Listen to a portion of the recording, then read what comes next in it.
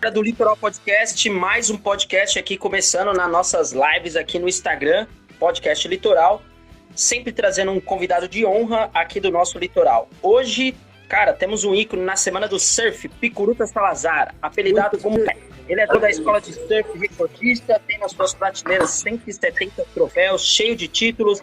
Ele que surfou a onda de 37 minutos, mais tempo do que a gente queria fazer algumas coisas. O cara meteu 37 minutos numa onda. Picuruta, muito obrigado por aceitar o nosso convite aí do bate-papo no nosso podcast Litoral. Isso aqui vai ficar gravado, Spotify, YouTube, e vamos deixar aí por gerações e gerações. Muito obrigado. E aí, garoto? Obrigado aí pelo convite aí. Tava meio difícil, né, de a gente conseguir agendar esse bate-papo aí, mas acabei conseguindo aí um tempinho pra gente conversar. Tu viu que até é porque eu não tive muito tempo, veio muito gringo aqui na minha casa. Hoje tá o Robin Machado, como tu viu aqui, né? Chegou há pouco de fome. Estava em Cannes. Estava em Cannes. Tem umas medalhas aí que já deixou lá, tá feliz. E aí, garoto? Meu, você ainda tem medalha perdida por aí? Muita medalha e muito troféu guardado. O que não falta é medalha, né? Ô Picuruta, você é uma lenda, cara. É uma lenda aqui na nossa cidade, é uma lenda no mundo do surf. A sua história tá rolando o filme. Quem nunca assistiu o filme do Picuruta pode assistir. Tá rolando aqui atrás. E o cara é estrela, Pra nós é uma satisfação grande. Nós somos aqui de Itanhaém, é ícone aqui. Quando você chegou aqui, a gente fala, mano, vai vir um Picuruta aqui, vai surfar nos bares de Itanhaém. Você tem lembranças daqui de Itanhaém? Só pra você ter uma noção, eu já morei em Cibratel. Eu tinha uma casa aí. Eu morei durante 2 anos aí. Não tinha nada aí. A gente ficava pegando onda ali no Cibratel. A gente morava perto da estrada. A gente tinha patrocínio de um cara que eu me esqueci o nome dele, que na época ele tinha uma fábrica de tamanco aí, acho que Zé Roberto. Bem da antiga aí. E era na época que os caras ainda imploravam para ter uma prancha do Labarre, para você ver. E eu tenho boas lembranças daí pelo seguinte: uma das melhores finais que eu já fiz em toda a minha carreira, numa etapa do circuito paulista, foi com o Wagner Pupo, que era conhecido como Chulé, né? Os caras chamavam de Chulé. Eu tenho essa foto e ele. Imagina eu no auge da minha carreira, fui lá e perdi para um cara que ninguém conhecia, que era o Chulé, mas para mim foi um prazer. O Chulé que virou Wagner Pupo, pai do Miguel Pupo, do Samuel Pupo. Na bateria. Ele disse que é porque ele não estava na bateria aí. E você imagine, aí criou essa família maravilhosa que ele tem, né? A Hanna Pupo, né? E o Wagner é local daí. A mulher dele também, a Jane, que é daí. Parece uma índia, né? Uma família maravilhosa. Então, eu tenho muitas histórias daí. Inclusive, aquela estátua do surfista que tem aqui em Santos, em frente ao posto 2. Não sei se você já viu. Da primeira escola pública que tem ali. Aquele surfista sou eu. E quem fez aquela estátua foi o Serafim Gonzalez, o cara que fez a novela Mulheres de Areia, aí em Itanhaém, na Praia dos Pescadores. Caramba, meu! Por isso que o pessoal fala, meu, é conexão. O Picuruta é daqui, cara. Agora eu entendi essa história, cara. Eu tenho muita história, passei muito tempo aí, eu pegava muita onda aí. Os caras falaram que você chegava aqui e pegava tudo, cara. Você chegava aqui, você e seus irmãos, mano, era mulher, era onda, era tudo. Chegava aqui... Que é isso. A gente pegou muita onda boa aí. Era muita onda boa. Pra nós era até estranho, porque é o seguinte, a gente sempre morou em Santos. Santos é uma cidade grande que tem vida própria. Aí você vai morar no litoral, você sabe que o litoral é maravilhoso para quem gosta de pegar onda e gosta de sossego. Chega de noite e não tem mais nada, né, durante a semana, né? Quando não é férias ou feriado, né? Não tem nem cachorro, nem bêbado pra conversar na rua. Tem que dormir cedo, né? Tu imagine tu, novo, cheio de energia, né, meu? Molecada, né, meu? Então a gente passava o dia pegando onda. A gente ficava explorando. Tem aí de vários lugares aí, porque é um lugar maravilhoso. Tem aí Piruíbe, Mongonguá, enfim.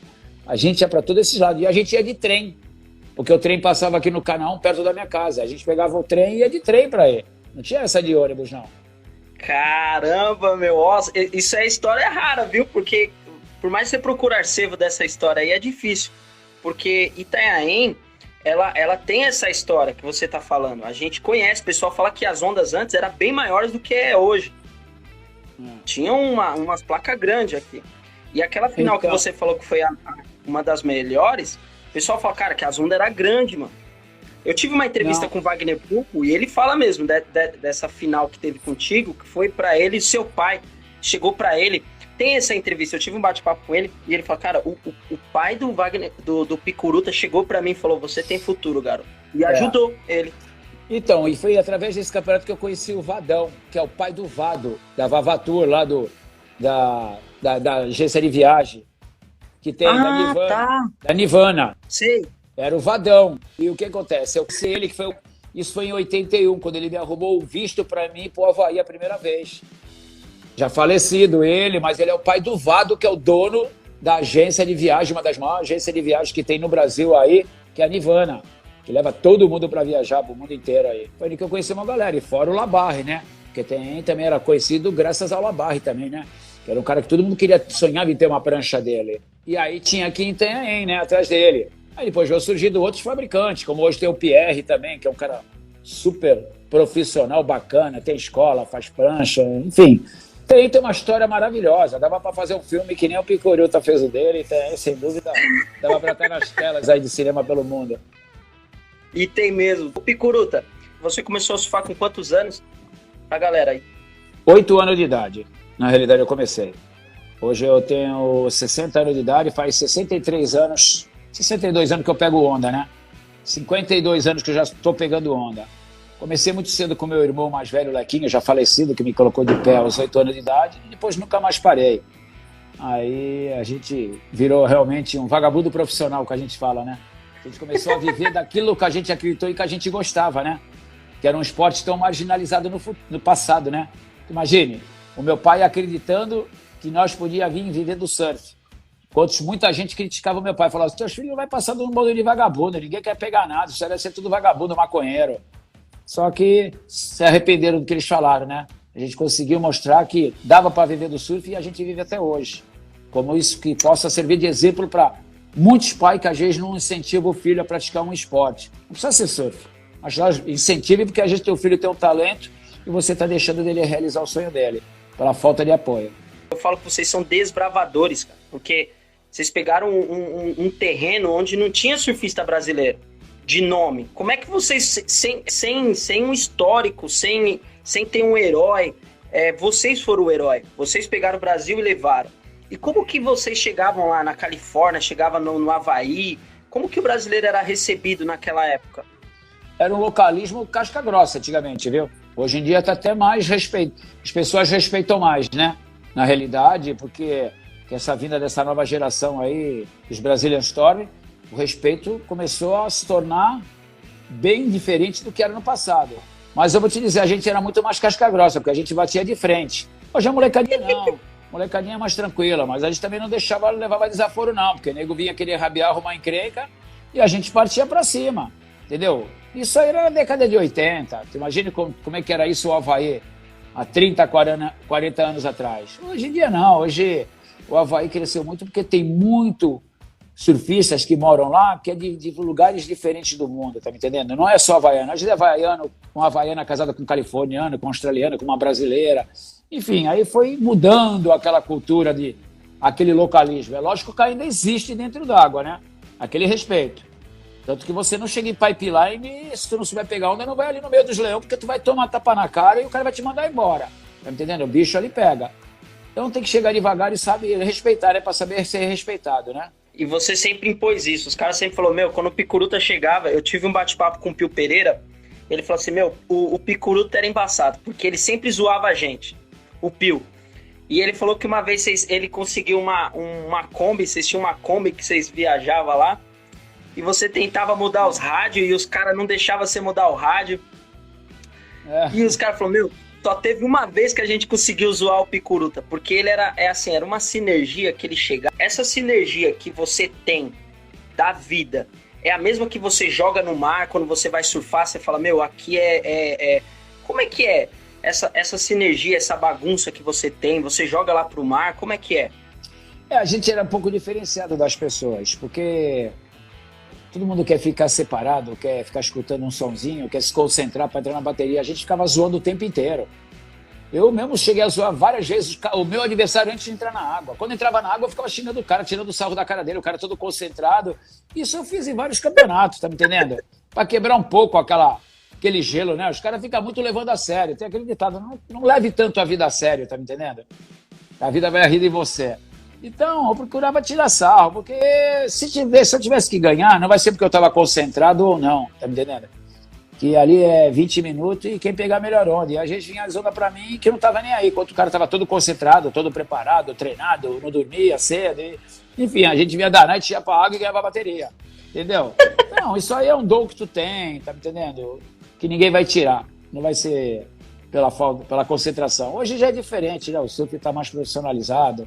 Os caras têm técnico, tem quiver de prancha, parafina, cordinha. Naquela época não tinha nada disso não, meu camarada. Não tinha som nem para escutar. Tinha aquele radinho, aquele AM só, o FM, às vez em quando. Só para ter noção, quando meu pai comprou a primeira televisão, era preta e branca. Aí saiu aqueles plásticos coloridos, né? Ele colocou na televisão, parecia filme Poltergeist, tudo mexendo, imagine. Era uma loucura, né, meu? Mas era um filme maravilhoso, cara. Como é até hoje, né? Cara, eu acredito que vocês se divertiam muito, né, cara? Eu acho que o rolê era a diversão do surf mesmo, né, meu? Era vou me divertir, né? Imagina, a gente foi competir em Cabo Frio, é longe pra caramba daqui pra Cabo Frio. Com Fusca, com meu pai, tinha 69, foi eu e meus dois irmãos, Almir e Lequinho, e meu pai que levou nós. A gente ia pro Rio, competia, ia pra Piruíbe, ia pra Tenhaém, ia pro sul do Brasil, a gente ia pra todo lado. E meu pai que me levava a gente. Meu pai ficava na beira da água durante as competições, de sapato, calça, com o nosso currículo de toda a nossa história na mão, entrava dentro d'água, xingava o juiz, mas meu pai acreditava que a gente ia viver do surf, entendeu? Isso era bacana pra caramba, era uma outra época. Hoje em dia tá um pouquinho diferente, né, mano? Tá, cara, mas eu pago um pau pra vocês porque é o seguinte, como é que vocês conseguiam ser valorizado tanto? Hoje tem as mídias sociais, hoje você coloca aqui na internet, tem 1000 pessoas vendo, você viraliza um vídeo, pronto, você já é famoso. Como é que é ser famoso naquela época que você dependia de 2 revistas, acredito que era a Fluir e a Hardcore, e boca a boca, cara? Então, na realidade era Visual Esportivo e a Brasil Surf. A Brasil Surf. Não tinha Hardcore, não tinha Fluir aqui. Eram as 2 revistas que eram do Rio de Janeiro, e só saiu os caras do Rio de Janeiro. Então, e a Elite era o Rio, cara? Não, como sempre foi, a Elite do Rio foi até a década de 80. Até tem um campeonato em Ubatuba, que o Paulo Rabelo, que ganhou, que era da nossa equipe Yakult. Esse campeonato eu fiquei em 3º lugar. Aí foi aí que a gente quebrou aquela hegemonia, porque só os carioca ganhavam, porque só existia um campeonato por ano, que era e o Justo em Ubatuba, que era no meio entre São Paulo e Rio de Janeiro. Então você imagina, você tinha que fazer prancha e treinar o ano inteiro para chegar a correr um campeonato, e quem ganhasse era campeão brasileiro. E todo ano quem ganhava era os caras do Rio. Aí pela primeira vez foi o Paulo Rabelo, um brasileiro aqui da Praia do Tombo, que ganhou, e de lá para cá nós ganhamos todos. Aí o São Paulo começou a dominar o surf, tá me entendendo? Porque para muita gente, a gente falava que era de São Paulo, os caras não entendiam, porque falavam, pô, mas São Paulo não tem praia. Tem praia. Mas não tem praia em São Paulo. A gente mora no litoral. Nós somos Caiçara, nascemos aqui. Tá me entendendo? E hoje você não pode falar isso, porque tem muitos surfistas bons de renome no mundo do surf que moram em São Paulo, que vem treinar aqui em Santos, no Guarujá, no litoral, enfim. Acabou esse papo de que não tem mais surfista bom. Tem surfista bom hoje no Brasil inteiro. Nós temos 8.000 quilômetros de praia. Imagine quantos surfistas não tem aí para ser revelado. Se tivesse mais apoio, mais patrocinador. A gente ia ter 1 milhão de Medina, 1 milhão de Felipe Toledo, Ítalo, enfim. É tudo questão de ter apoio. A molecadinha da nova geração que não tem apoio. Mas era super importante. E esse campeonato de Ubatuba, desde que a gente tivesse ganhado, pô, os cariocas ficaram loucos. Tá me entendendo? Porque aí a gente meteu a bronca, né? Ganhamos tudo. E aí, depois a gente voltou outro ano, eu também ganhei, o Tinguinha ganhou, aí começamos a fazer festa. Mas era engraçado, mas o Rio de Janeiro era difícil. Dominava, né? Dominava. Aí o que acontece? Eu e meu irmão, e meus irmãos, a gente surfava bem em Santos. Só que chegou num patamar do nosso nível de surf que não tinha ninguém melhor do que nós. A gente tinha que ver pessoas surfarem melhor que nós para que você pudesse evoluir. E eu falei, Almir, para que a gente possa competir em campeonatos no Rio, fora da nossa região aqui, nós precisamos aprender a surfar ondas buraco. Aí nós começamos a ir para o Guarujá, que é uma onda mais power. Santos é uma onda mais cheia. Começamos a ir para o Tombo. Pô, na época a gente ia para o Tombo, tinha que pegar aquele atalho que era de barro. Não tinha estrada. Você ia da balsa, era barro. Para chegar até a Praia do Tombo, dia de chuva então, ou senão ia ali por Morrinho, sair ali na Pitangueira. Tu não é nem dessa época, tá me entendendo? Sabe só quando tu sai da balsa, hoje não tem aquela avenida principal? Tem, tá tudo pavimentado, tudo bonitinho. No meio ali não é uma ciclovia, que os caras passam de bicicleta? Sim. Ali era um canal. Os caras tamparam o canal. Os caras tamparam o canalzinho, tamparam aquele canal, fizeram uma ciclovia. E vocês passavam por ali? A gente passava por ali, que era... Ali ainda tinha um asfaltozinho um pouquinho melhor. Depois, quando você entrava para sentido a Praia do Tombo, era tudo barro. Não tinha casa nenhuma até chegar no Tombo, meu.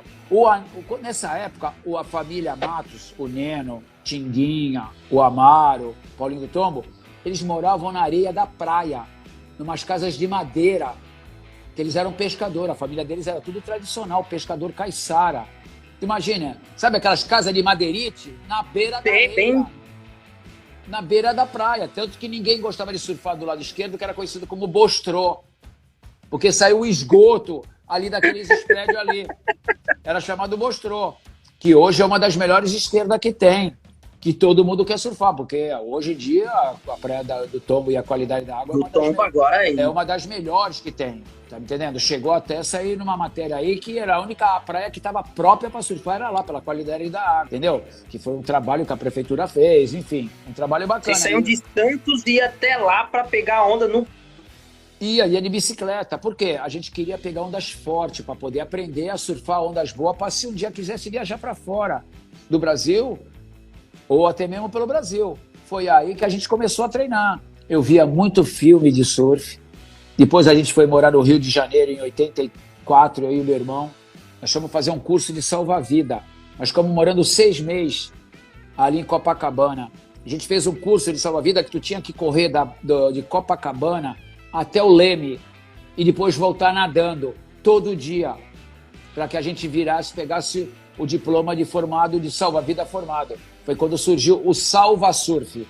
Sabe esses surfistas que tem, esses surfistas voluntários, que hoje são até remunerados, que tem todo o litoral? Tem aqui tem. Eu trouxe aquele diploma, eu e meu irmão fizemos esse curso em 84. Trouxe para Santos, apresentei para o prefeito, que já falecido aqui, que era o Oswaldo Justo, e ele começou a pegar surfista e nós criamos o Salva Surf. Eram surfistas que manjavam da praia e ficava tomando conta de voluntário em picos, que era mais perigoso. Aí, com o tempo, aquilo foi virando um projeto enorme que hoje os caras são remunerados por isso. Mas esse começo todo foi meu irmão que trouxemos lá do Rio de Janeiro. A gente ficou morando 6 meses lá. Aí depois eu fui treinar a equipe do Rico e da equipe do Rico eu fui pro Havaí e aí as portas do mundo se abriu para mim. Estourou quando você foi pro Havaí, né? Cara, e alguém do surf que você se espelhava? Que você falava assim, cara, eu quero surfar igual aquele cara que você... Tinha alguém que era o seu espelho, assim, que você te motivava? Tinha, lá fora tinha o Shel Thompson, tinha o Mike Richard, tinha na época também o Gary Lopes. Isso foi passando gerações de surf. Depois aí chegou a geração do Ock Lupo, chegou a geração do Tom Curry, do Tom Quero. Aí eu comecei a competir com esses caras, com o Martin Porter. Foi quando eu fui para a África do Sul. Em 85, disputar um campeonato onde eu perdi na semifinal pro Tom Quero. Esse ano o Tom Quero, ele se tornou campeão do mundo. Eu tinha ficado em quinto nesse campeonato, que era o campeonato mais famoso do mundo na África do Sul. Primeiro campeonato que eu corri. Aí dali eu comprei uma Curry, comprei a prancha do Tom Curry e fui para Jeffreys Bay, onde tem no meu filme que eu passei aquela sessão, as ondas mais longas que tem, que eu peguei com uma prancha do Tom Curry. Os gringos me via surfando naquela onda, não acreditava. Falava, pô, quem é esse cara? Todo mundo queria me conhecer.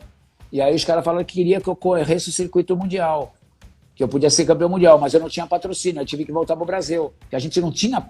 Hoje, surfistas correr circuito mundial e falar que abriu as portas do mundo é moleza, mas eles têm que valorizar, é nós que abrimos as portas para eles, porque já existia circuito mundial. Circuito mundial não começou a surgir com o Teco ou com o Gouveia, ou se não com o Medina ou com o Filipinho.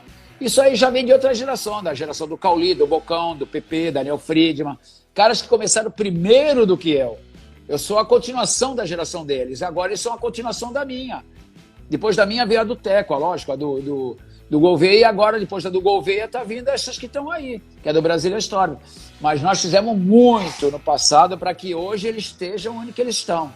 Eles têm que dar graças a Deus, que nós se sacrificamos para que hoje eles estão usufruindo de tudo isso, de toda essa riqueza que o mundo do surf está dando para eles. Os caras estão tudo ricos, tá me entendendo? Tanto que muita gente me encontra na rua e fala, pô, Picurita, tu nasceu na época errada. Se tu tivesse nascido há 20 anos mais pra frente, tu já tinha sido campeão mundial. Mas eu podia ter sido campeão mundial já naquela época. É que eu não tinha patrocínio. Não existia isso de patrocínio. Toma, coloca um adesivo na prancha que eu vou te dar $1.000, $2.000. Não existia. Tá entendendo? Mas a gente não se arrepende disso, porque isso é o ciclo da vida. Fiz minha parte e eles já agora dão continuidade. Amanhã também vai passar a fase deles, vai chegar às próximas gerações. Isso é a vida, é assim. Não adianta eu ficar roendo a unha porque não fiquei rico. Não fiquei rico porque Deus não quis, porque a gente pode ficar rico de várias maneiras, não é só pegando onda. Tá me entendendo? A gente tem que se contentar com o que tem. Agradecer todo dia, só em poder estar vivo já estamos felizes. Ô Picura, você matou a charada. A verdade, os desbravadores é o que o governo ele pega e fala assim, vai lá, conquista a terra e depois a gente monta uma nação lá, uma cidade lá e monta tudo. Então foi isso que vocês fizeram. Era uma mata, era totalmente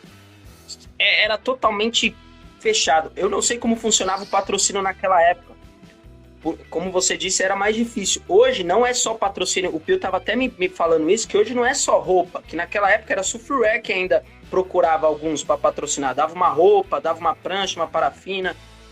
Hoje não, cara. Hoje é diversos segmentos que apoiam o surfista. Que naquela época uma empreiteira não ia apoiar um surfista. Era o Surfwear naquela época, né? Era mais roupas, né? É porque... E aí vocês fizeram isso. Fala aí. Não, e o que acontece é que teve épocas que o surf estava em alta, né? Ele continua ainda em alta, mas hoje o mundo do surf está bom para os caras que estão dentro do WSL. Os que estão fora não estão ganhando dinheiro. Tem muito em situações aí que dá pena, tá me entendendo? Não tem patrocínio, não tem apoio. Então, acaba hoje o circuito mundial, favorece só quem está lá. Mas também eles estão lá pelos méritos deles, tá me entendendo? Quem não está, vai fazer o quê? E essa dificuldade, devido a essa pandemia, muita gente sofreu, perdeu patrocínio, muitas marcas quebraram no mundo do surf. Agora teve o auge do surf no Brasil e no mundo.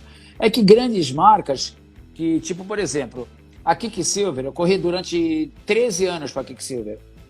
Eu e meu irmão Almir, no auge da nossa carreira, a gente foi atleta Quicksilver, a gente tinha uma loja aqui em Santos, fomos os primeiros a vender Quicksilver, estava em alta. Aí o que começou a dar um pouquinho de conflito dentro da marca? Tipo, por exemplo, a Oakley. A Oakley sempre foi conhecida como Oakley. Aí depois começou a fazer roupa, começou a fazer chinelo, começou a fazer bermuda, começou a fazer camisa. Então imagina, a Ripcur era uma das maiores marcas, como é até hoje, que era só roupa de borracha. Hoje faz tudo. A Quicksilver só fazia bermuda. Hoje faz tudo. Então começa a virar aquele conflito. Tu vê a Riff. A Riff era conhecida internacionalmente só chinelo. Hoje faz camisa, bermuda, chinelo, camisa, óculos. Então a concorrência começou a ficar maior. Começou a aumentar o número de falsificação. As marcas vão perdendo muito dinheiro com isso, vai quebrando. O que adianta? Tu compra uma bermuda e vai numa loja, suponhamos ali, tem a loja do Camarão aqui, que é a melhor loja que tem do nosso litoral aqui da Surf Trunk. Tu vai ali, tu compra uma bermuda da Quicksilver, tipo R$200. Tu vai no camelô, tu compra uma igual por 30, cara. Como é que dá? Aí tu vai na praia, tu sai, tu vê um cara com a bermuda igual a tua, só com a dele do camelô. Então vai quebrando as marcas, tá me entendendo? Porque isso começou a ficar uma coisa que acabou estragando o mundo do surf. Então as marcas ficam um pouquinho com medo. Mas devido à pandemia, é o que eu tô falando, muita gente quebrou. E a gente está tentando retomar aos pouquinhos, né? Ver se a gente consegue voltar a ter campeonato, que parou. Inclusive, um dos maiores empresários que tem, esse que estava no filme passando atrás de gente, que era o Alf Lagnado, né? Que é um dos meus patrocinadores, que ele é o dono da Rust, ele é o dono da Huller, da Riff, ele é o dono da Hang Loose. Ele é o maior empresário que tem no mundo do surf, é ele. Ele faz o circuito mais tradicional que tem, que é o Hang Loose Júnior Mirim, onde revelou quase todos esses surfistas brasileiros do estado de São Paulo que estão na elite do Mundial. O Mineirinho, o Medina, Felipe Toledo, o Gessé Mendes, Caio Ibelli, tudo saiu do circuito dele. Então, quando você faz um trabalho de base, o resultado aparece. Mas é aquele trabalho de formiguinha. Não fica pensando que tu faz um surfista do dia pro outro. Tu olha o moleque ali com 12 anos, tem talento. Aquele talento tem que ser lapidado para que no futuro ele venha dar resultado, não é assim. Pensando que no ano que vem ele já vai estar ganhando o campeonato. Não, o funil é difícil. Ali tem milhares ali. Só 1, 2 que passa pelo funil ali. É difícil, cara. E essas dificuldades fazem que muitos desistam no caminho. Foi que nós não desistimos. Imagina o que nós não sofremos quanto preconceito durante todos esses anos. E você fala, caramba, o cara tá no mundo do surf há 52 anos. Tempo, cara. Só pra ter noção, quando eu ganhava o campeonato em Itanhaém, em Peruíbe, meu pai escrevia, ele que escrevia na mão e levava nos jornais. Em Santos tinha o jornal A Cidade de Santos e a Tribuna. Meu pai levava lá, falava, queria que saísse só aquele meu filho que ganhou. Ele falava assim pro meu pai, seu Alexandre, a gente não pode publicar isso na página do esporte. Pô, mas por quê? Surf não é esporte. Todo mundo fala que surf é esporte de vagabundo, de maconheiro. Isso não pega bem pro jornal. O meu pai falou, mas tem que sair aí. Pode sair na página policial, não tem importância? Meu pai, caramba, e saía na página policial, eu tenho esse recorte.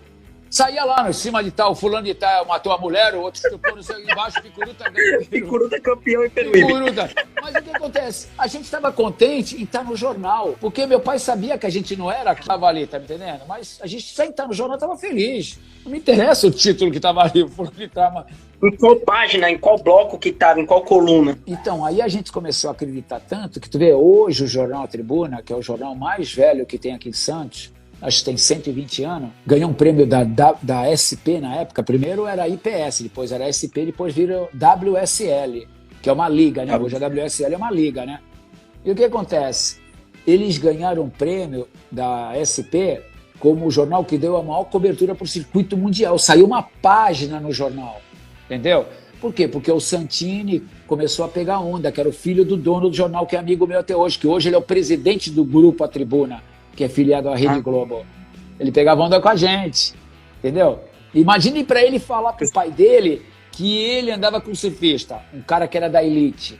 O pai dele começou a acreditar, e quando eu fui pro Havaí, o pai dele me deu $300 e um montão de flâmula com o logo do Santos, falou, leva lá pro Havaí e mostra pros gringos que a gente é surfista. Puruta, você falou aí sobre esse negócio de pular o surf pra elite. E realmente foi. A gente conhece a sua história, sabe que você é da base mesmo, é raiz, é lá da galera que joga bola, joga bola e vai lá pro surf depois. E isso era muito marginalizado, né? A gente sabe a história, tudo. Agora, o que você, assim, se você falar, você vê muito cara se quebrando por causa do surf, muita gente boa que não conseguiu ir pra frente por causa disso, cara? É porque é o seguinte, chega um estágio da tua vida que tu tá surfando, tu sonha em viajar, ganhar, correr campeonato, ter patrocínio. E vai chegar num estágio que tu começa a não ter resultado, o teu pai vai começar a te apertar dentro de casa, tua mãe, sabe? Porque tu vai parar de estudar para querer viver do surf. E aí tu não tá conseguindo sobreviver daquele sonho que você pensava que tu ia arrebentar. E aí tu começa a partir para outro segmento, vai ter que correr atrás do trabalho para poder viver, né, meu? Porque não dá mais. Tu imagina, é o que eu te falo, quem tem patrocínio ainda consegue sobreviver. E quem não tem patrocínio? Entendeu? Teu pai vai falar, e aí, vou ficar te sustentando até quando dentro de casa? Pô, tu já tem 20 anos, tem que trabalhar, tem que ter teu dinheiro, tem que correr atrás dos teus objetivos, entendeu? A não ser que tu seja um paixão do dinheiro que não tá nem aí vai ser aquele famoso patrocínio, né? Que fica te bancando e tu não tá nem aí, tá me entendendo? Mas, enfim, tem que correr atrás, cara. Tu vê, meus filhos sofreram muito com esse negócio de patrocínio. Hoje eu tenho um filho que mora no Havaí, que é o Matheus, né? Ele pega onda lá, ele trabalha lá, ele tem visto, corre o circuito mundial de stand-up. Tem o meu filho Leco, que está aqui comigo, que veio do Havaí. Ele está querendo voltar para o Havaí, mas não pode porque é devido à pandemia, mas vai correr. Vai encontrar o Matheus agora para participar da etapa do Mundial que vai ter. Tem o meu outro filho, Caio, que é professor comigo, que me ajuda na minha escolinha também. Tudo aqui vivemos do surf. A nossa família é 100% surf, sempre foi. Nós não tivemos nenhuma outra profissão. Isso desde quando a gente começou, a não ser quando eu era eu e meus irmãos. O meu irmão foi o cara que talvez que mais se formou, era o Almir, que hoje ele é um dos maiores shapes que tem. Na história do surf, ele é formado em torneiro mecânico no Senai. O meu irmão. Sério? Esse eu não sabia. E o meu irmão Lequinho, já falecido, ele foi descoberto pelo seu Pepe, do Dente de Leite do Santos. Ele chegou a jogar no Português aqui no profissional. E aí recebeu um convite para ir jogar no Fluminense, no Rio de Janeiro, no profissional. No dia do treino, ele nem apareceu, ele foi pegar onda. Aí o empresário ligou e falou pro meu pai, pô, cadê o Lequinho que nem apareceu? Aí ligamos pro Lequinho, o Lequinho falou, pô, eu quero ser surfista, eu quero ser jogador de futebol, tá entendendo? Pra tu ver o fanatismo. Pra tu ver, o cara podia ter jogado no Fluminense, no profissional. É pra tu ver, a gente nasceu pra viver do surf, entendeu? Como a gente vive até hoje, cara. Pô, tu imagina então o que nós passamos, não é 10, 20 anos, são 50 anos vivendo do esporte, cara. Pô, então, tu chega hoje e começar a viver do surf, tu pegou tudo pronto. Tu vai entrar numa loja... Pegou tudo pronto. Tu entrar numa loja, tu é um surfista.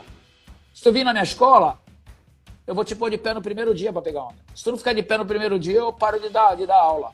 Todo mundo fica de pé no primeiro dia. Então, hoje, aprender a pegar onda é fácil. O difícil é você dar continuidade para você ter tempo para ir treinando para um dia você virar um bom surfista. Só que para virar um bom surfista, isso serve para qualquer modalidade. Tem que começar desde cedo e se dedicar. Não vem tu querer ser um surfista profissional com 35 anos de idade, 40 anos. Tu até pode vir, mas ser uma categoria master. Tá me entendendo? Mas profissional mesmo, de categoria de iniciante, é difícil, cara. Certo? Começar tudo bem cedinho. Bem cedo. Ô, Picuruta, a sua história é bem conhecida. Cara, muita coisa que a gente tem. Muita gente mandou muita mensagem, muito abraço, muita admiração. Eu tenho uma lista aqui de mensagens que mandaram. As melhores são: Picuruta é uma lenda, Picuruta fez muito pelo surf. Tem muita mensagem aqui, ó. Picuruta, lembra a vez que você... isso aqui deve ter sido em Santos, cara. Você brigava muito, os caras falando aqui. Você brigava muito, meu. Como vocês brigavam? Vocês brigavam demais, cara. Sabe o que a gente arrumava encrenca? Porque é o seguinte, tinha aqueles bailinhos que era no Caiçara, no Sírio. E aí o que acontece? A gente ia pro tombo e arrumava altas confusão lá no Guarujá. Aí o que acontece? Os caras arrumavam confusão com a gente. Aí só que final de semana tinha os bailinhos aqui e os caras vinham pra cá pra arrumar namorada, pegar as minas. Aí nós arrumava confusão. Ia pra lá, apanhava. Os caras iam pra cá e eles queriam bater nos caras. Pô, a gente ia surfar lá, a gente ia pra lá de Quitanduva, arrumava briga com os caras de São Vicente. Então a gente arrumava briga. Tava no auge, tudo molecada, né, meu? Era uma briga, até que era uma briga sadia, né? Arrumava confusão, era tapa na cara, discutia. Hoje em dia não dá pra tu brigar com ninguém, tudo valentão, o cara quer pegar uma arma, quer te matar. Era uma briga até sadia, daquela fase que nós passamos, que, vou te dizer, nós curtimos pra caramba, tá entendendo? E hoje, tu vê, gente tudo mais velho, tudo amigo, os caras que a gente brigava, hoje pega onda com a gente, tudo amigo. Pô, então é tudo história, tudo faz parte da nossa vida, né, meu? O pessoal falou aqui, ó, Romero me falou que ele pulava o muro da fábrica dele pra pegar as pranchas velhas. Você pegava as pranchas velhas do Romero? Do Homero. E tu acredita? Do Homero, né? Do Homero. O Homero, só pra ter uma noção, era o cara que fazia as melhores pranchas da época. O Homero, ele era um gênio. Pra época, o cara fazia aquela prancha. E aí o meu irmão ficava olhando, ele fazia umas pranchas, quando ele não gostava, ele punha fogo ou quebrava, ele não dava pra ninguém. Então tu imagine eu e meu irmão pequeno, criança, sonhando em ter uma prancha e olhando aquilo. E a gente tentava pegar. Uma vez ele deu uma pra nós, só que ele falou, vou arrancar as quilhas. Ele inventou uma prancha que era oca, tinha uma válvula na frente que tu tinha que encher ela com ar. Era de fibra e tinha que encher com ar. Eu não entendia nada, eu e o Homero. O cara deu aquela prancha pra nós, entramos na água. Mas o Homero, ele já era um gênio. E hoje eu falo com ele, eu falo, caramba, quem diria, Homero, eu nunca consegui entrar na tua equipe, tu nunca deu uma prancha pra mim, hein? Aí ele dá aquela risada. E hoje eu tenho 4, 5 pranchas deles aqui, que inclusive eu tenho uma que eu comprei de um cara na Feira do Rolo. O cara comprou por 30 real, o cara comprou a prancha dele, que pra nós tem um valor sentimental enorme. E o cara nem sabia. O cara falou, comprei pro meu filho, mas nem presta. Aí eu dei uma outra pro cara e fiquei com a prancha que tá comigo, que era Gladson. Vendia no supermercado Jumbo Eletro essas pranchas. Vê se pode. Olha que loucura. E o cara... pra quem não sabe aí, o Homero, cara, ele é conhecido como o mago das pranchas. Isso. Ele é o mago das pranchas. Ele é incrível, ele é um mago, parece um mago mesmo. Ele fez uma prancha pro Binho Nunes. Ele sonhou lá, entregou uma prancha pra ele. O Binho Nunes tem várias pranchas dele. E o Homero é uma lenda, cara. Quem tem a prancha dele tem tudo. E ele nem imaginava que o Picuruta Salazar falou: eu não vou surfar com sua prancha, mas também vou surfar com outros. E foi o maior recordista, cara. A gente era bem mais novo, né? O Homero era esquisito, era difícil de lidar com ele. O pessoal fala, pra o cara tocar fogo numa prancha, cara, imagina, as molecadas deviam ficar loucas, né? É um louco, o Homero é um louco. Ele morou durante muitos anos dentro de um veleiro, lá em Bertioga. Sério? E eu encontro ele. Ele teve uma vez, ele teve aí recentemente um derrame, e ele ficou sem andar, e hoje ele já tá andando normalmente. Ele tem 75 anos, imagine. Hoje, se tu quiser fazer uma prancha com ele, ele cobra uma fortuna pra ter uma prancha dele. É uma coisa assim, uma obra de arte, entendeu? Uma obra de arte, né? Tem que valorizar, né, o trabalho dele, a história dele, né? Tem. Você não deixava surfar na porta. O pessoal falava, você não deixava entrar no mar. Tem gente aqui, ó. meu mestre, tô aprendendo a surfar com ele. Obrigado. Muito aluno seu aqui na live, ó. Zezinho Gordão, Maresias, um abraço, muito obrigado por tudo. Picuruta, cara, é muita mensagem positiva para você. Isso é sinal. Minha mãe sempre falou assim para mim, ó, tenta procurar ter um bom nome, porque algumas coisas materiais, elas se perdem no caminho, mas o nome não, né? E, cara, você conseguiu manter, além de viver do surf, você conseguiu manter 60 anos de um bom nome, cara. Na realidade, sabe o que fez a minha carreira ficar um pouquinho mais longa? Porque eu competi muitos anos na pranchinha e depois eu parti pro longboard. Foi estratégico? Não, foi estratégico? Por acaso eu estava num campeonato correndo na França, estava eu com o Rico de Souza, e aí ele falou, Picuruta, por que tu não corre na categoria longboard? Eu já tinha perdido na categoria de pranchinha, e corri no longboard e acabei ficando em terceiro lugar nesse campeonato, na etapa do Mundial. Aí comecei a gostar e comecei a andar de longboard. Foi aí que eu abandonei a pranchinha e fiquei praticamente 18 anos entre os top 8 do circuito mundial. Sabe, você se mantém entre os 8 durante quase 16, 15 anos, muito tempo. Aí eu me tornei 3 vezes vice-campeão mundial. Ganhei uma vez que eu fui campeão mundial pela ISA, Surf Game, né? A ISA é a Olimpíada do Surf, né? Onde reúne os 3 ou 4 atletas de cada país no mundo inteiro e tem um campeonato. Aí eu, em Portugal, consegui ser campeão mundial pela ISA. Mas no profissional, pela SP, eu fui 3 vezes vice. Os caras me roubaram as 3 vezes. Nunca deixaram eu ser campeão mundial. Tem isso, cara. Porque você era brasileiro.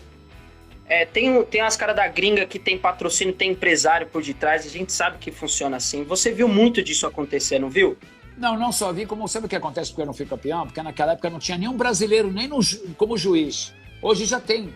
Vai no circuito mundial, tem juízes de cada lugar do mundo. Tu imagina, o longboard chegava lá, só tinha californiano, australiano e havaiano. Porra, todo ano só os havaianos que ganhavam, porque os australianos tinham maior medo dos havaianos. Os californianos, então, se cagavam. Porra, já tava tendo corrida numa final com um havaiano. Chegava, ficava um montão de havaiano ali do lado do palanque, olhando pro juiz, o juiz se cagava, já dava o título pro cara, só de medo. E eu, como brasileiro, com 3, 4 outros amigos meus lá competindo, não tinha nenhum juiz, hoje não. Hoje, pra tu ver, o cara que hoje, o head, que a gente fala, que é o cara que fica atrás do juiz para corrigir as notas dele, é um santista, que é o Mauro Rabelais, que é o cara que toma conta hoje na elite do circuito mundial de longboard, tá me entendendo? Naquela época a gente não tinha nada disso. Então o surf mudou muito. Hoje ganha quem surfa mesmo. Antigamente não, cara. E eu sofri muito com isso aí. De ter que correr na cara e a coragem. Tenho certeza, porque hoje você tem mídia social que você pode chegar e falar que você foi injustiçado. Hoje você tem voz para falar, para te defender. Hoje tem vídeo. É fácil. Hoje tem vídeo. Tu grava ali, não tem como. Hoje tu transmitir um campeonato ao vivo e tu roubar, tá todo mundo vendo. Não tem como. Pô, hoje tu vê uma bateria, qualquer leigo vê uma bateria pela televisão. Mesmo um leigo vai falar, pô, mas vem aqui, eu não entendo muito. Mas, pô, o cara ali, eu vi o cara ali fazer 5 manobras, outro não fez outra, ganhou. O que foi isso? Então não tem, cara, tá me entendendo? É lógico que ainda dentro do circuito mundial ainda tem umas falhas muito grandes, tá me entendendo? Porque afinal de contas, quem tá jogando ali é tudo humano, né? Não é robô. Ninguém pode levar achando que vai ser 100%. Ô Picuruta, quando você perdia, assim, lógico que você é um vencedor, mas quando acontecia essas injustiças com seu pai falava o que pra você? Porque seu pai foi seu treinador, mentor, tudo. Ele é tudo pra você. A gente sabe disso. Como que era? Você, pai, eu quero te dar aquele troféu, mas os caras passaram a perna em mim. O que seu pai falava pra você? Não, ele achava que a gente tinha que continuar treinando e não desanimar, entendeu? Tanto que quando o meu irmão Lequinho faleceu, que foi o cara que me incentivou a pegar onda, eu fiquei meio derrubado. Tinha perdido um pouquinho o prazer de continuar pegando onda. Até que o meu pai falou, a gente tem que continuar seguindo nossa vida em frente. E vamos dar a volta por cima? Vamos ganhar o próximo campeonato em homenagem a ele, que foi aquele campeonato mais famoso que eu ganhei, foi o Niasa Tribuna, que foi aqui no Guarujá. Foi uma final histórica com o Dadá Figueiredo, que todo mundo falou que o Dadá tinha ganhado, mas tu vê na filmagem que ele não ganhou. Porque o Dadá, da metade da onda pro raso, o Dadá era um cara imbatível. Ele fazia 1 milhão de manobra. E eu só fazia no outside, lá fora, que era o que contava na época. Porque o que conta é tu já sair fazendo a primeira manobra lá fora. Já no começo da onda. Não adianta tu fazer manobra da metade da onda pro raso. E ficou essa bateria polêmica. Aí eu acabei ganhando esse campeonato, onde eu levantei em homenagem ao meu irmão, que é onde o meu pai que veio entregar o prêmio para mim. Foi um campeonato marcante para nós, entendeu? Para a família Salazar, que foi praticamente a minha volta para o mundo do surf. Aí depois a gente começou a ganhar títulos e títulos em todo lugar. Tinha em Peruíbe, a gente já ganhava, aí até ganhava. Aí chegava nos lugares, o cara falava assim, o Rob Machado. Aí o que acontece? A gente ganhava tudo. A gente ia nos campeonatos, só para ter noção, os caras falavam, puta, a família Salazar vem aí. Já era, nós vamos ter que brigar pelo segundo ou terceiro lugar. Os caras vão ganhar, porque a gente ganhava tudo, cara. Campeonato de Mongaguá, quem é de Mongaguá sabe, quem é de Peruíbe sabe, de Tem, sabe, a gente ganhava tudo, cara, Praia Grande. A gente tinha um surf diferenciado, não que os caras não eram bons, mas nós estávamos muito mais além, que a gente corria atrás, a gente vivia só daquilo. Ia nos campeonatos, o Sandec Classic, quando eu ganhei, eu levava um videocassete e vídeo do surf. Eu passava a noite inteira vendo filme de surf. Eu tinha que ver cara melhor do que eu para me evoluir. Entendi as técnicas, cara. Porque eu falava pro meu irmão, a gente tem que ver cara bons para aprender, porque a gente aprendeu tudo que a gente tinha que aprender, né? Aqui em Santos. Não tinha um cara melhor que nós para mim poder olhar e falar, pô, aquele cara vai treinar água. Eu preciso olhar ele para aprender. Que era o que acontecia quando a gente ia para esses litoral aqui. Os caras queriam ver nós, porque o nosso surf era muito mais avançado. E isso fez que quando muita gente... Quando chegava a família Salazar... se dedicou para aquilo, tá entendendo? Então, nós tivemos um apoio, um suporte de um cara que era o meu pai, que acreditou. Porque não adianta tu querer fazer as coisas se não tiver apoio. Vou fazer as coisas escondidas. Então, era muito mais fácil. Aí meu pai viu que a gente queria viver do surf, chamou a gente e falou, se vocês querem viver, então faça isso bem feito para não se arrepender no futuro. Aí nós começamos a viver 100% do surf. O Almir fabricando prancha, o Lequinho laminando, eu testando. Aí, meu amigo, aí foi embora e tá aí até hoje. É o que a gente é. Acho que então o momento que você fala assim, o momento que você falou, cara, eu quase desisti. Porque assim, a jornada do herói, ela ela é do ser humano e do herói, né? A gente sempre fala que é a jornada do herói. Sempre tem um momento que o herói, ele pensa em desistir. Ele pensa e fala assim, cara, eu acho que tá muito pesado, não vai dar pra mim. Talvez foi essa parte do Lequinho, né? Porque, pô, imagina, tu perdeu o cara que te incentivou a pegar onda, que vivia contigo. Ele praticamente era o meu segundo pai e minha segunda mãe. Na ausência da minha mãe e do meu pai, porque meu pai meu pai era mecânico, minha mãe era costureira. O Lequinho que cuidava da gente, entendeu? Então, você imagina, a gente era uma família que vivia 100% do surf, totalmente unida. A gente ia para os campeonatos, o Lequinho era o primeiro a chegar no palanque e querer quebrar juiz, bater em juiz, porque a gente falava, pô, roubaram meu irmão. A gente arrumava confusão, a gente brigava, isso naquela época, tá me entendendo? Não deixava passar batido. O juiz não queria nem ver nós, porque sabia que a gente entra na porrada, tá me entendendo? Então, porque porque era difícil você engolir e admitir que tu tinha perdido, sabendo que tu tinha surfado mais que o cara, porque tinha esse julgamento que era injusto. Os campeonatos de Ubatuba, só para ter uma noção, no passado, julgava, o cara dava o resultado no outro dia. Levava os papéis tudo para casa, as notas, e colocava assim numa parede na padaria que tinha lá em Ubatuba, no centro, o resultado das baterias. Então era fácil, tá me entendendo? Tu chegar na tua casa e rasurar as notas. Cara. Agora eu entendi porque os caras falam que se fosse hoje, você tava ganhando tudo. Exatamente. O que acontece? Não tinha som, era rojão. A gente, tu entrava, pra tu saber que começou a bateria, o cara soltava um rojão. Pá, começou a bateria. Quando soltava 2 rojão, é porque acabou a bateria. Pô, era uma loucura. E não tinha que nem hoje, que era 20 minutos, tu pode pegar 10 ondas. Antigamente, tu pegava 30 ondas e somava as 30 ondas. Tu imagina, o cara fazia, quanto é que deu lá? O cara pegou aquela onda 2, 3, 4, 10, 20. Aí dava quanto é que total? Pô, o cara fez 200 pontos. O outro fez 120. Era uma loucura, cara. Tinha que... Se pegasse um juiz que não sabia fazer conta, começava a somar um. Não, e tu imagine, caramba, pô, bateria que era 5, 6 caras. Aí imagine cada um vindo numa onda, vem 5 caras. O juiz não sabe nem quem olha, ficava louco. Pô, hoje é computador. E rabiava mesmo, entrava na onda. É porque não tinha interferência. Entendeu? Não tinha interferência, cara. Não tinha interferência, mas muitos acabavam no remando na tua onda, até por respeito com medo, porque sabia que a gente era mãe querenqueiro. O cara falava, pô, vou remando agora, o cara vai bater, não sei o que, porque a gente já botava pressão, tá entendendo? A gente botava aquela pressão. E isso fazia a diferença. Não que a gente era um puto encrenqueiro, mas tu botava aquela pressão, o cara já amarela, como até hoje no campeonato, tá me entendendo? Tu vai correr um campeonato, e se tu chegar, já olhar o adversário, já ficar com medo, tu já perdeu, ele já perdeu psicologicamente. Aí não, eu ia competir, o cara falou, tu vai cair com o fulano de tal. Eu falei, porra, é o que eu queria. É isso aí mesmo que eu queria. Ah, mas o cara é melhor que tu. Porra, então é ele que tem que ganhar de mim, não é eu que tenho que ganhar dele. Se ele é melhor que eu não tenho que provar nada. Se eu ganhar pra mim, é lucro. Se ele perder pra mim, ele que caiu o cavalo, entendeu? Não, pensava desse jeito. E, pô, bateria, meu amigo, eu sempre gostei. Quando eu falava em campeonato, saía fogo dos olhos. Fala, caramba, vambora. E pra ter noção, eu ganhei 170 títulos de primeiro lugar.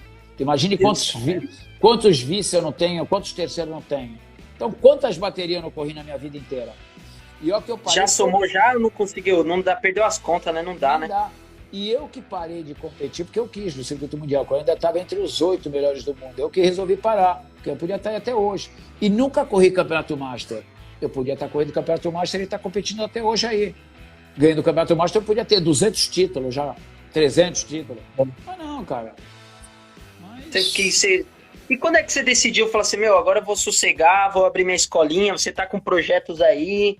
Quando foi que você falou assim, meu, é hora de eu sossegar, já fiz muito pelo surf, e fez mesmo? Não, na realidade, a escolinha surgiu há 24 anos atrás, né? Foi em 98, um projeto, 98 ou 97, quando o prefeito Beto Mansur era prefeito aqui em Santos. Eu estava no auge da carreira competindo e falei para ele que eu tinha um sonho de ter uma escola. Foi quando surgiu essa escolinha que eu tenho até hoje, que fez 24 anos domingo passado, né? Onde eu fiz esse projeto maravilhoso, que através de um cara que tinha sonho de surfar, só para te contar a história, me ligou um cara falando que queria aprender a pegar onda. Eu falei, pô, mas isso é moleza. Ah, eu sempre tive esse sonho. Mas eu falei, mas por que tu quer realizar esse sonho? Ele falou, porque eu estava entubado num hospital com Covid, fiquei 16 dias, quase entre a vida e a morte. E eu falei que se eu me salvasse, o meu sonho era pegar onda. E trouxe o cara para surfar. E ele ficou de pé no primeiro dia, o cara ficou tão feliz, parecia uma criança, que a hora que eu coloquei ele na onda, eu vi uma série vindo, olhando para o alto mar, e falei, eu preciso fazer alguma coisa a mais de que ensinar alguém as pessoas a pegar onda. Falei, eu vou ajudar as pessoas que estão passando fome por causa da pandemia. Aí lancei esse slogan, pega essa onda, surfe contra a fome. Aí fiz um videozinho onde eu coloquei na internet, choveu milhares de amigos me ajudando, tá me entendendo? Consegui comprar 140 cestas básicas, ainda hoje eu doei 20 para uma comunidade indígena que é aqui depois da Ponte Pense, 60 eu doei para uma entidade que tem aqui no Jardim São Manuel, em Santos, que é para umas crianças em cima da palafita, tem 200 crianças, e as outras 60 para o Fundo de Solidariedade aqui da Prefeitura de Santos. Então, se você parar para pensar, se cada família tiver 5 pessoas, pô, vai ser mais de 700, 800 pessoas que vão ter comida em casa, nem que seja por uma semana ou um mês, enfim. A cesta básica era bem grande. Então eu sei que eu fiz a minha parte e continuo fazendo, porque é aquele ditado, né? A fome não espera, quem tem fome tem pressa. Então a gente está todo mundo ajudando, se comovendo, porque a gente tem que dar graças a Deus. Tu tem uma comida na tua mesa, eu tenho, a gente tem a oportunidade de abrir os olhos, acordar, agradecer a Deus por mais um dia de vida. E quantas pessoas não tem? Quantas pessoas estão passando dificuldade? Num país tão rico desse, que tu joga uma semente, o grão de qualquer coisa nasce. Aí vê pessoas passando fome. Isso é um crime, né, cara? Então, eu me comovi com isso e acabei fazendo esse projeto justo na época que era aniversário da minha escola, que caiu num domingo, dia 20 de junho, Dia Mundial do Surf. Foi tudo casou, cara. Tudo casou muito perfeito. Aí eu falei, eu não vou fazer festa devido à pandemia, não vou reunir ninguém. Não reuni ninguém e recolhi essas cestas básicas onde eu doei para quem precisa, realmente. Isso aí foi só um pedacinho, né? Foi só uma parte. E Kuruta, parabéns, cara. Parabéns mesmo. É emocionante, assim. É a mesma essência do que você era lá atrás. Orgulho do seu pai até hoje. Orgulho do seu irmão. Orgulho de todos. Para nós que somos fãs, eu era criança quando acompanhava você. E hoje ver você ainda como um herói, ter essa oportunidade de falar com você. A gente só pegava as revistas, recortava e colocava nos cadernos. Era isso. A gente pegava, cortava e colocava nos cadernos. Então, foi a época você Aí depois começou a sair, sabe o quê? A Fluir Hardcore. Porque só tinha a revista do Rio de Janeiro. Foi aí que a gente começou a sair várias revistas. Foi. Capa, todas as revistas a gente saía. Aí a gente foi ficando mais conhecido ainda. Todo mundo fala isso aí. Pô, Picuruta, tinha aquela revista que tu tava na capa. Eu cortava punha no meu quarto. Porque aí o surf começou a chegar num patamar que todo mundo queria usar uma bermuda de surf, uma camisa de surf, porque tava no auge. Porque no passado tu não ia pegar uma camisa de florida e dar pro teu pai uma bermuda, que ninguém usava. Né? Na época a malandragem falava que o surfista era cocota, chamava a gente de cocota. Vocês são cocota com essas bermudinhas aí, curtinha. Né? Os malandros usavam aquelas bermudas jeans, né? Jogador de futebol da Várzea, que o meu irmão frequentava, tirava onda.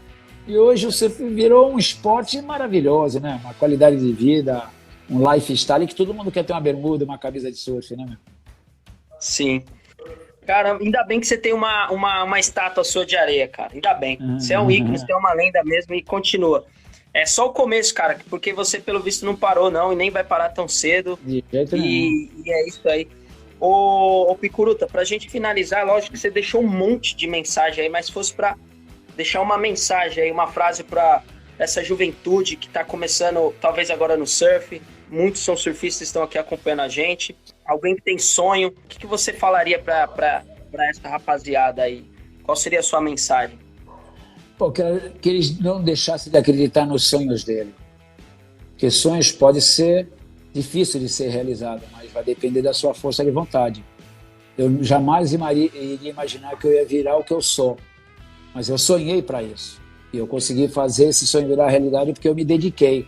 Teve muitos obstáculos, muitas dificuldades pela vida, principalmente na frente da minha vida inteira, que é o que Deus coloca para ver se tu é realmente um cara forte e acredita em você. Os obstáculos vão aparecer. Se tu passar todos eles, pode ter certeza que o homem lá em cima vai falar, agora chegou a tua vez, vem. E tu vai chegar onde que você quer chegar, mas tem que se dedicar, não é fácil não. Nada é fácil na vida. É só isso, e não deixe de estudar, acreditar no seu pai, na sua mãe, respeitar a sua família, que isso pode ser a chave do teu sucesso, entendeu? O estudo é uma coisa super importante no dia de hoje, porque se você não conseguir realizar teu sonho como um atleta, você pelo menos tem um diploma para exercer uma profissão. Porque sem um diploma, vou te dizer, a situação fica difícil para todo mundo. Não que você não tenha talento, mas esse talento está aí dentro de você. Você tem que colocar ele para fora se dedicando. Não é acordar achando, ó, amanhã eu vou virar um surfista. Não é assim, não. São 50 anos dedicados ao esporte, cara. É uma vida inteira, que a gente faz e faria novamente com o maior prazer. Caramba, galera, manda muito coração aí pro Picuruta aí. Coloca aí, meu, Picuruta lenda, cara. Ó, muita mensagem, não dá tempo de ler tudo aqui, ó. Os campeonatos em Peruíbe só dava Picuruta e Almir. Então, não tinha graça. Tu sabe que eu ganhei... Não tinha graça. Viu? Tu sabe que teve 5 anos o campeonato em Peruíbe, né? Eu ganhei os 5. Então o pessoal tá falando aqui, ó, não tinha graça, os juízes... Não tinha graça, quando ele chegava, a gente torcia pra que eles não fossem. Monstro do surf, referência.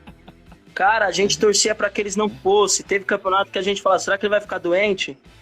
Meu filho Bernardo fala aqui, meu, é muito... Que salve, gato. Qual o melhor pico da Baixada, Picuruta? O pessoal colocou aqui. Eu quebra-mar, né, meu? Adoro quebra-mar. Quebra-mar. Aqui tá na minha casa, né, meu?